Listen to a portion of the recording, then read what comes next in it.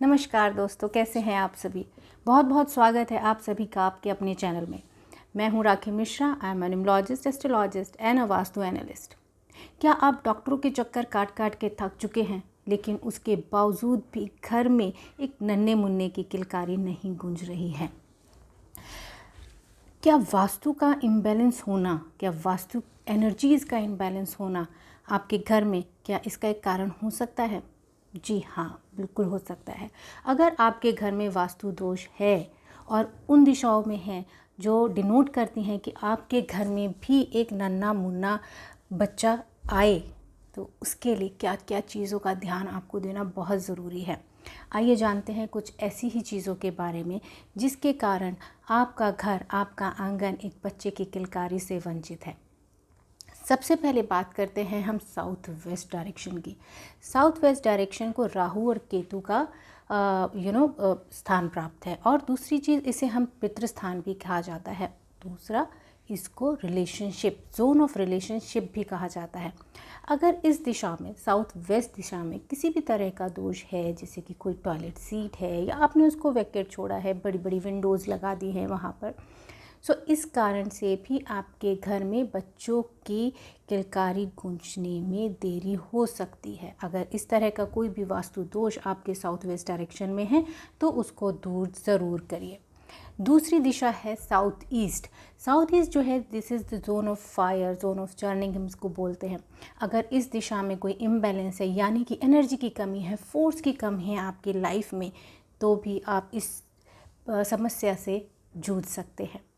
तीसरी दिशा की हम बात करते हैं, और वो बहुत ही इम्पॉर्टेंट फैक्टर है। क्या आपने अपने परिवार की, रिश्तेदारों की जो पिक्चर्स हैं वो क्या गलत दिशा में लगाई हुई हैं? अगर पिक्चर परिवारों की गलत दिशा में लगी होगी तो भी इस तरह की परेशानी से आप जूझ सकते हैं। परिवार की, आपस में लोगों की, हमारी हस्बैंड वाइफ की जो पिक्चर्स होनी चाहिए वो आप किस दिशा में लगाएं? बेस्ट डायरेक्शन जो होती है पिक्चर्स लगाने के लिए, अपने फ़ोटो फ्रेम्स लगाने के लिए फैमिली और रिश्तेदारों की, उनमें से एक दिशा है वो है ईस्ट ऑफ नॉर्थ ईस्ट। दूसरी दिशा की हम बात करें तो वो है east, north and west direction. इन चार डायरेक्शंस में आप आसानी से अपने परिवार की फ़ोटो फ्रेम्स लगा सकते हैं। पितरों की अगर हम बात करें कि पितरों का फ़ोटो फ्रेम्स आपको कहाँ लगाना चाहिए, तो वो आपको साउथ वेस्ट डायरेक्शन में लगाना चाहिए। साथ ही उसका जो फ्रेम होता है वो फ्रेम आपको गोल्डन रखना चाहिए। तो अगर आप अपने परिवार की, अपनी फैमिली की बॉन्डिंग को इम्प्रूव करना चाहते हैं और चाहते हैं कि आपके परिवार में एक और सदस्य ऐड हो, तो इन फ़ोटो फ्रेम्स का भी आप ध्यान ज़रूर रखें, जिससे कि आपके परिवार की बॉन्डिंग बढ़े और आपके परिवार में एक सदस्य भी और बढ़े।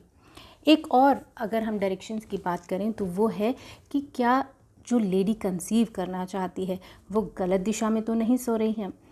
क्या वो ऐसी दिशा में तो सो नहीं रही है जिसके कारण से वो कंसीव ही नहीं कर पा रही है? That is the north west direction.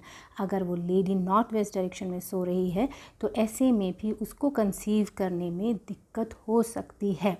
Vastu की इन छोटी छोटी चीज़ों की जानकारी रख कर के आप अपने आप को कई तरह की परेशानियों से बचा सकते हैं, और ये छोटे छोटे उपाय, ये छोटी छोटी बातें आपके घर में एक किलकारी गूंजने में मदद कर सकती हैं।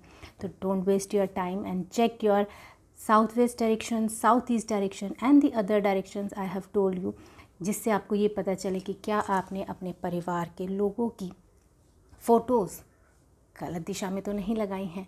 उनको सही दिशा में लगाइए, साउथ वेस्ट के दोषों को दूर करिए, साउथ ईस्ट को चेक करिए, और ये चेक करिए कि जो लेडी कंसीव करना चाहती है वो किस दिशा में सो रही है। Thank you so much and have a nice day.